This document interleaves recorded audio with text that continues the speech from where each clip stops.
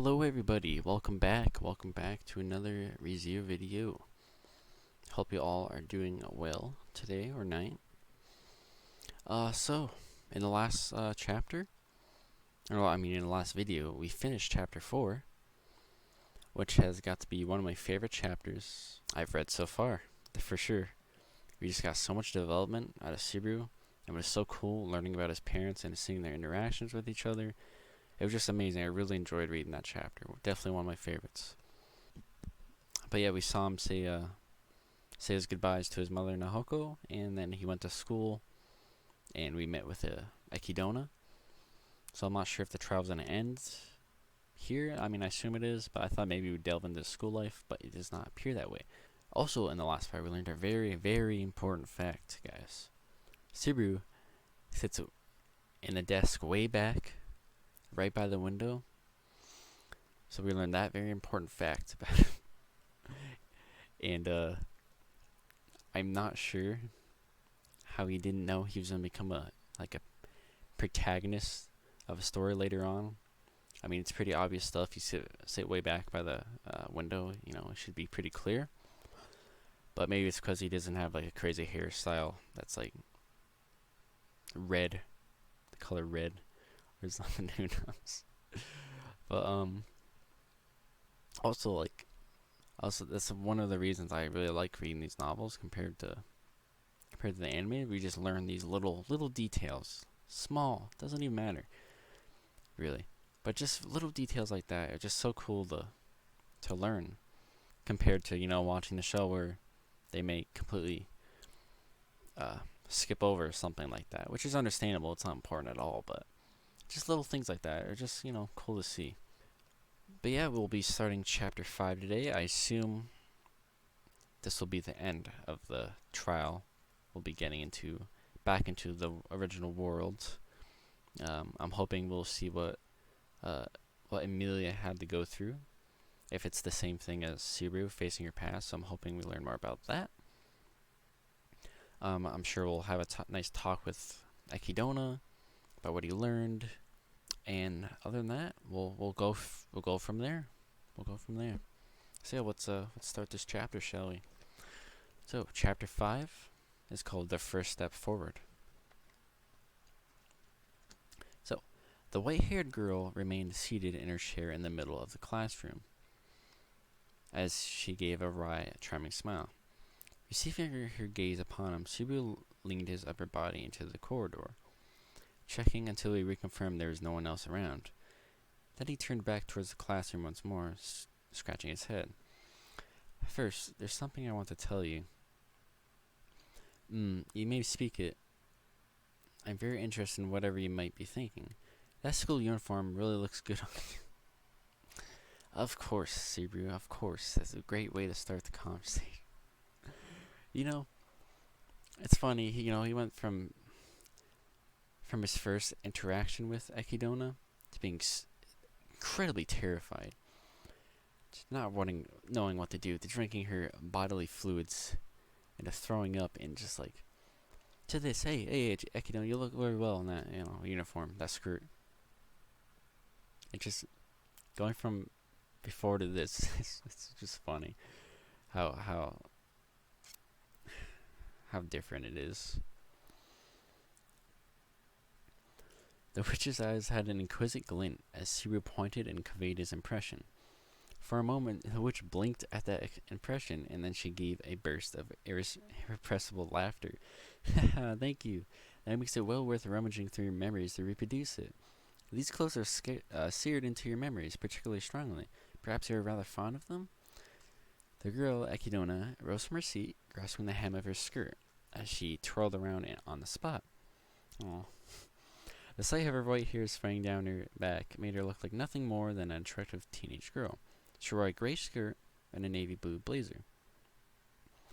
The red ribbon adorning her breasts marked her as a student of the same grade as Subaru, providing a vivid contrast to the white shirt underneath. Also, I'll put up a little image on the screen, because we can, in a little art at the beginning of the book, we can see kind of what she looks like. So I'll put that on the screen so you can see it clearly. It's just that I like longer skirts more than short, personally. Long skirts twirl along for longer, so it tugs at your thoughts even stronger that way. I see. Well then, I must endure that skirt. Jeez. I must ensure that my skirt twirls for longer the next time.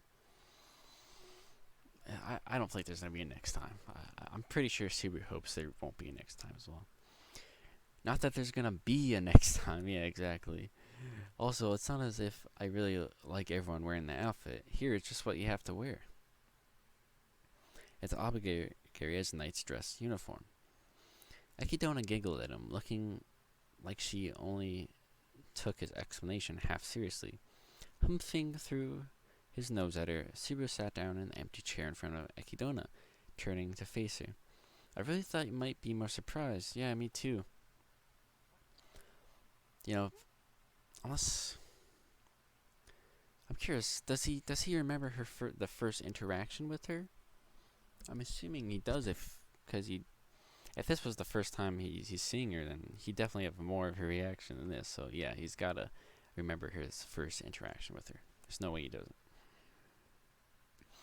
If you meant to hide it, you should have put more effort into the background. This goes for the commute to school too, but there isn't a single adult or child inside the whole school, and that's impossible. Even if he reasoned it was late afternoon of a normal day, the world simply felt too bereft of human presence. It was as if the world had been stripped of everything that was not useful information from Subaru's perspective. This world's way too convenient from my point of view. What's with this place? I was just entering the place called your tomb, and then you entered my tomb, possessing all the qualifications to do so. Therefore, the trial began. That is all. Did you not hear the words? First, face your past. Echidna, replying to confirm Subaru's impressions, crossed her hands behind her back as she tilted her head. The beautiful girl's hair swayed with the wind, a gentle, cool breeze blowing into the classroom as the school uniform on her casually melted away. Oh, is her uniform literally just melting away right now? Look away, Subaru. Sensing that each of her nonchalant gestures was a trap she had laid around his heart, Subaru consciously averted his gaze from her. It's gradually coming back to me. What did you do to the memories of when we first met? I completely forgot about you until the moment this trial was underway. I told you, did I not? You are forbidden to speak of having met me at my little tea party to anyone else. Well, of course he's not going to remember that. You erased his memories, Echidna. It was faster and more reliable to affect your memory than trust in the tightness of your lips. I would like you to relax. I did not play around with any other memories. I would never do such a banal thing. What basis do I have to believe what you just said? Perhaps your understanding of a witch's true nature? I am the witch of greed, lust for knowledge incarnate. Echidna crossed her arms as if embracing her own elbows, leaving Subaru unable to read what rested within her black eyes. Perhaps your understanding of a witch's true nature. Well, the only other interaction with a witch is, Satella. So Satella did not leave, a good impression on Subaru in terms of the other witch's true nature. Whether to trust the witch felt like a stupid question that did not require any elaborate thought. He'd already undergone terrible ordeals at the hands of the Witch of Jealousy, yeah, and the cult that worshipped her. The same went for Echidna. But first I want you to set you straight about something. The fact is, you're the one who gave me the qualification for the trial. Set me straight, you say. Somehow, that sets my heart just slightly aflutter. How strange. I feel slightly elated that you would speak to me in such a manner. What the hell is going on here? Man, is Echidna about to be best girl? Is that what's happening here? All I did was upgrade you from the unpalatable thing to a maybe unpalatable thing. When Echidna smiled deep, and Subaru responded by tossing words her way that seemed intended to fend her off. When Echidna, tapping her lips as her almond-shaped eyes gently narrowed. Everyone harbors regrets from the past. living day to day makes it impossible to exist without regret. Regret is a function built into all people. Don't put it pessimistically like that. That regret thingy turns into reflection. Reflecting on yesterday lets you scrape by today. Reflecting on today lets you bust through tomorrow. That's a function built into people too, isn't it? Well said, well said. That's actually really, yeah, that's good. That's a good line, honestly. Precisely.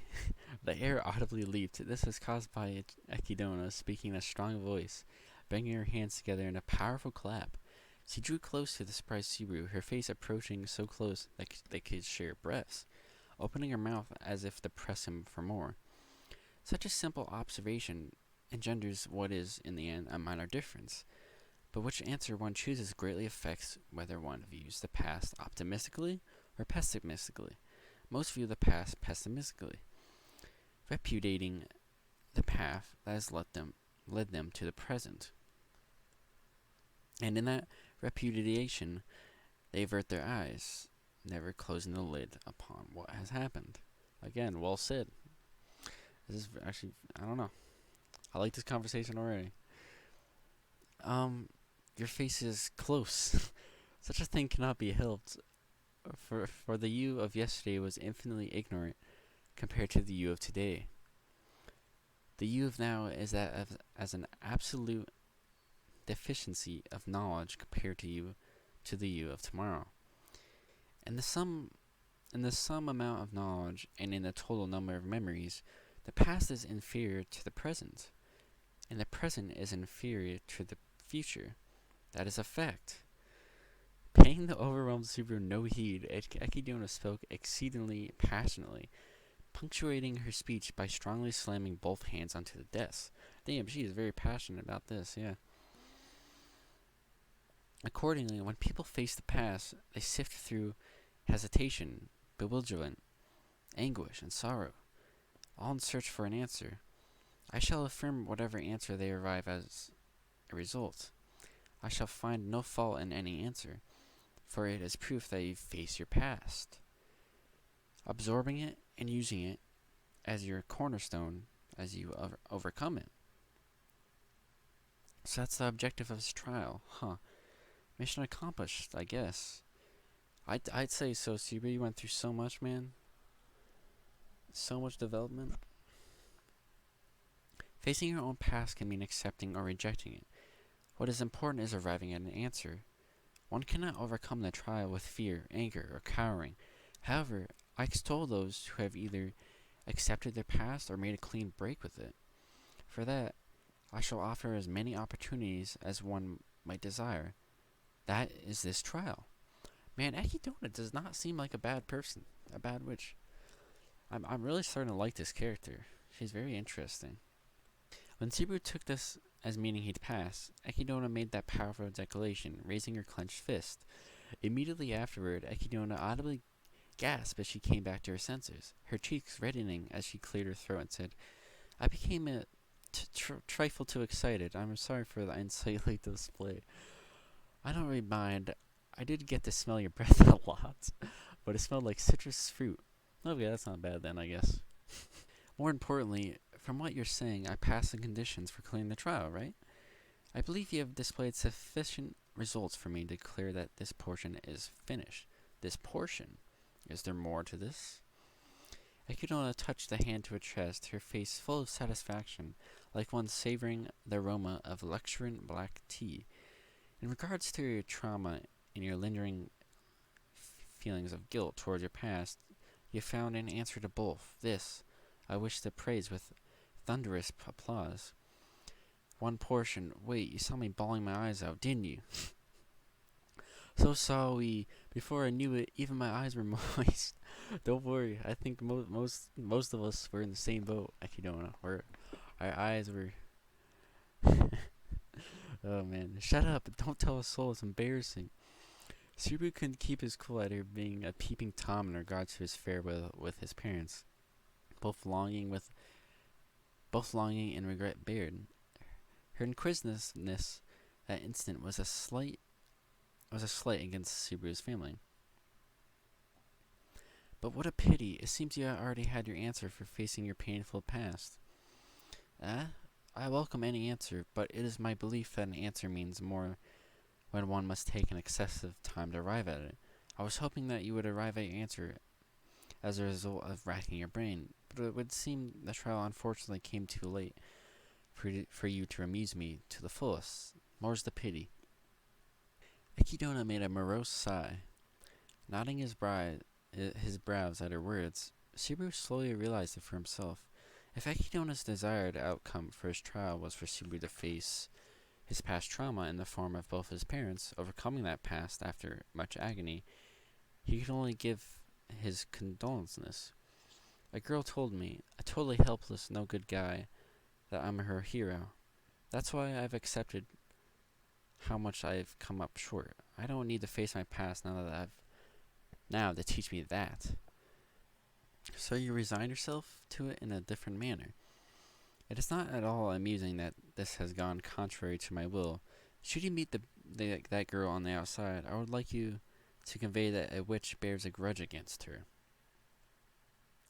Subaru's breath caught at the way she so casually stated that extremely frightening complaint. He knew that he was at the limit of his ability to avert his eyes from comprehension he did not wish to accept. Wait, so is Echidna talking about herself? Does she have a grudge against her? Or does she know something about another witch? Satella, perhaps? That's Huh, okay. Echidna's presence, the world without people, and her saying she was reproducing a school uniform from his memories, even an idiot would realize that. Not that I even need to ask. This world, is it really? It really is. Yes, that's right. This is a fictitious world reproduced using completely faithful reliance upon your memories. Therefore, naturally, your real parents remain with no knowledge of where you are and what you're doing. Oh, I should have realized that. I don't think I ever realized that. I think that thought crossed my mind, but obviously, it wouldn't make sense if that was his actual parents. Like, his real parents, not his imagination, or just from his memories. Huh. So yeah, that is sad. Therefore, naturally, your real parents remain with no knowledge of where you are and what you're doing, and are no doubt worried about their son, vanished without a trace. Oh, so sad to think about. Really faithful in every way, though. They talked about a whole bunch of things I didn't know about. Did you truly not know these things? Perhaps you saw a letter sent by an acquaintance of your parents once? Did you not meet an old man who knew your father when he was young?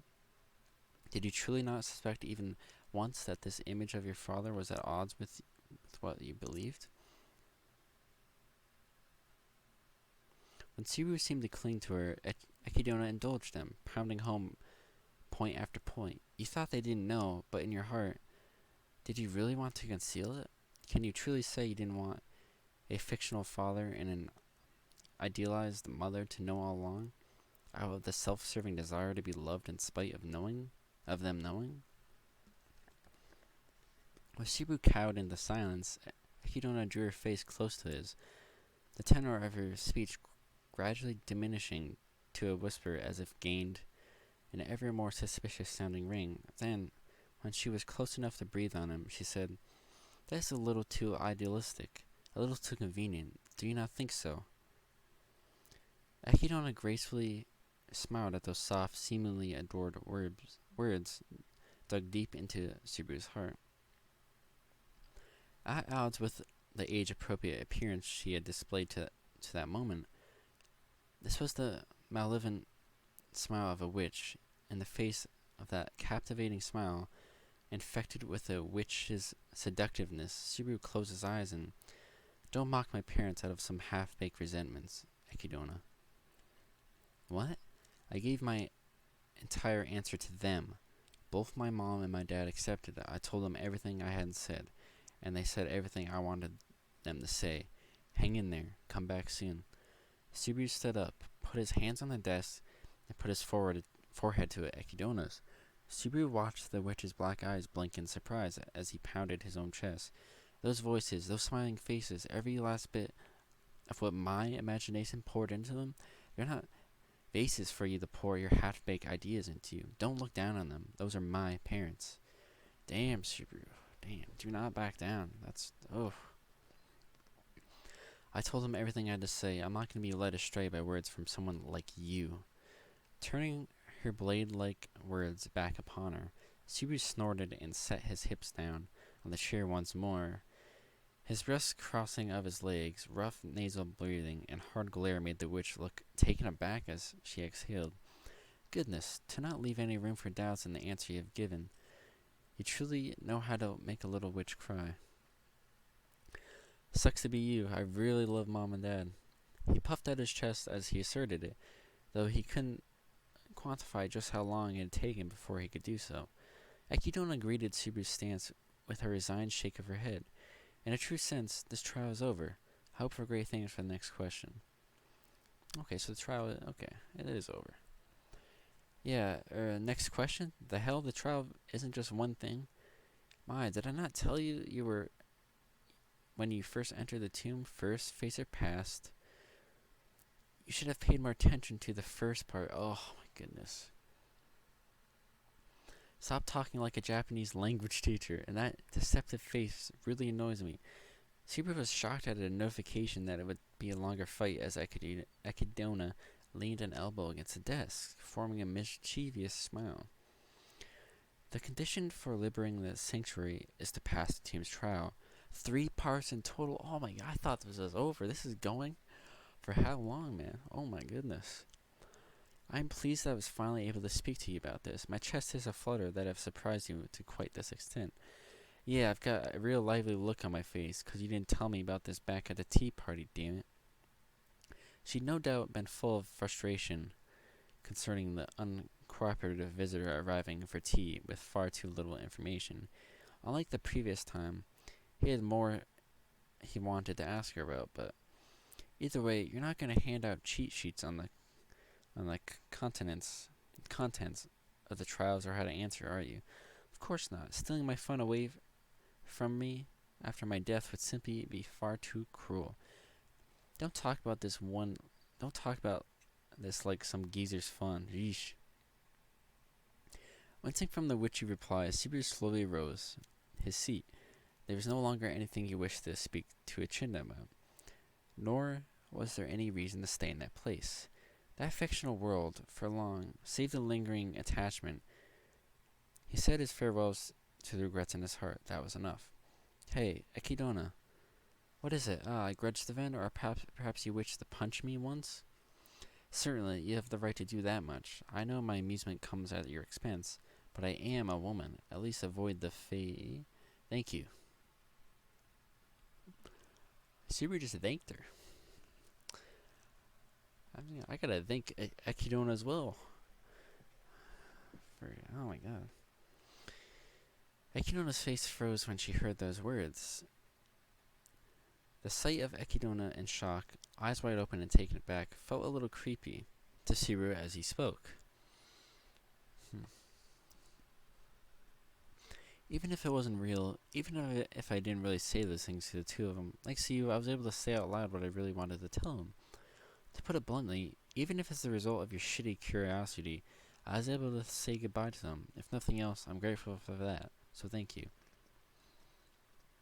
You are an incredibly interesting person, one I am no longer able to understand to a degree that is frightening. Echidna's reply contained neither jest nor falsehood. Rather, it felt as if she was speaking from the heart for the very first time. After hearing her reply, Subaru shrugged, smiling like a mischievous boy. I'm honored to have frightened a witch, so how do I get out of this world? I'm also wondering, he's done the first part, and there's 3 parts total, so he's definitely got to go back to the tomb. And from there, I have no idea what the other trials could be. This one was to face your past. So I have no idea what the other two parts could be, honestly. This world has served its purpose. It has already begun to disappear. Nothing save this building still holds its proper shape. Exit the building, and you should find yourself in the tomb where you started. Well, that's pretty convenient. When Echidna's answer prodded him to look out the window, the distant sky was indeed warped like some kind of mirage. Having fulfilled its duty, the false world was vanishing back into the distant dream. With it went the father who had given Subaru a push forward, and the mother who had sent him off. They already taught me the important stuff, though. The emotions filling his chest and the hot sensations in the back of his eyes made Subaru rub his eyes once with his sleeve. Then he lifted his face, and there was no room for tears no more. Subaru turned his back to the witch and faced the classroom's exit to bring that world to an end. And, that's right, one more thing. It seems like you want me to challenge this trial after, again, going forward, but I can't do it. Meaning what? He can't do it. Echidna knitted her refined eyebrows as Subaru paused on the verge of leaving the room, turning only his head back towards her. Subaru lifted a finger towards her, wagging it left and right as he spoke. It's not my job to clear the trial and liberate the sanctuary. This is a commemorative exam. Just because I happen to have an exam taken on me. It'll be a different kid who'll fulfill your expectations. He remembered Emilia, who had challenged the tomb and had surely undergone the same trial. Oh, that's right. It was her duty to liberate the sanctuary. Subaru's challenge had been completed unplanned. He couldn't raise it Echidna's hopes. Because, yeah, he never anticipated to take this trial. He only ran in there because Emilia collapsed. The pearlescent lights on the ground faded, and they're worried about Emilia, so he ran in there to try to help her. So yeah, he had no intention of doing the trial to its completion. Subaru's challenge had been completely unplanned. He couldn't raise Echidna's hopes. So he said that last thing, waving his hand towards the witch he was probably seeing for the last time. Will that truly be the case, I wonder? Subaru Natsuki never noticed Echidna's deeply suggestive whisper as he was enveloped in white light. Then he left the world of the trial. Wow. So we're getting back into the real world, finally.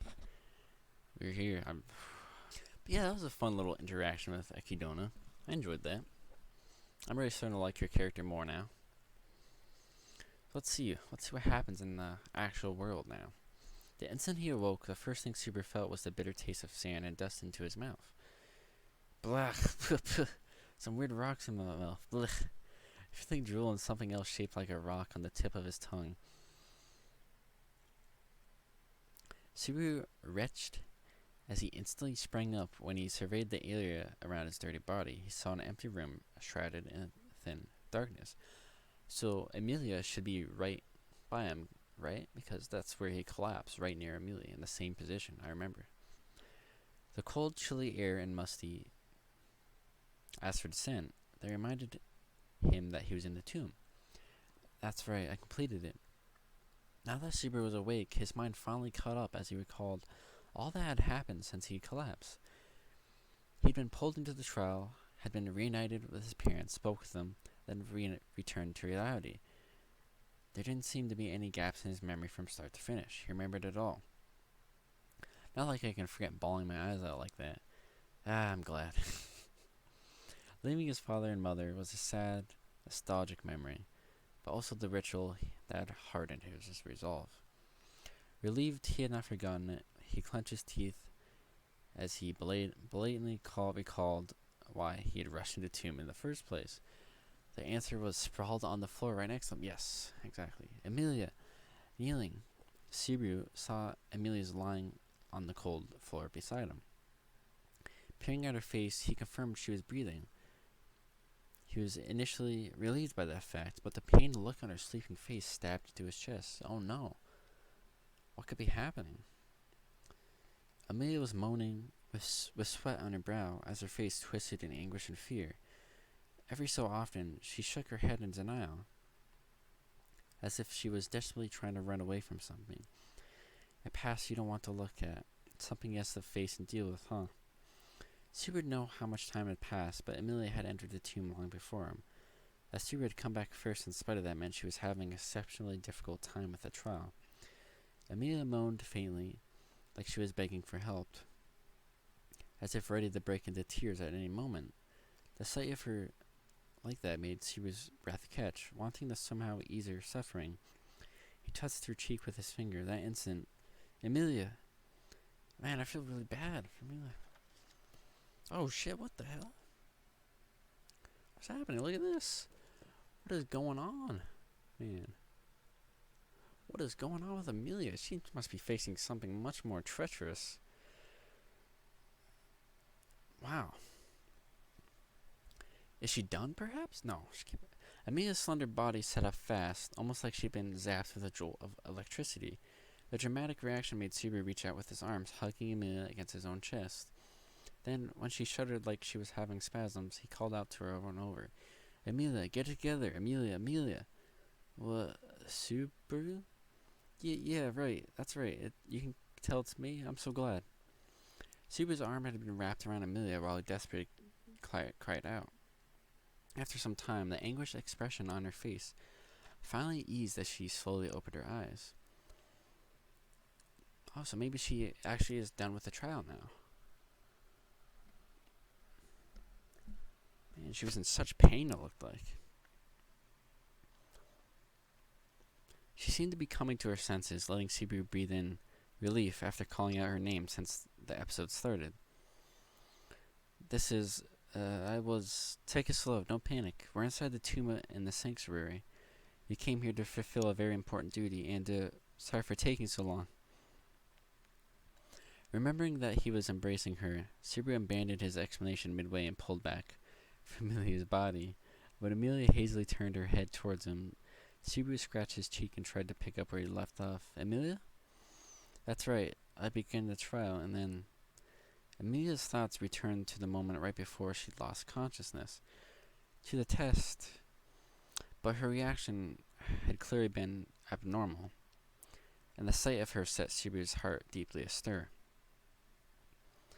Emilia embraced her own shoulders, as if remembering the shuddering from mere moments before. Her face was pale, drained of blood, and he could hear her teeth chattering. It wasn't me. I said it wasn't me, but... Wait, Emilia? Calm down. Please, Emilia, look at me, Emilia.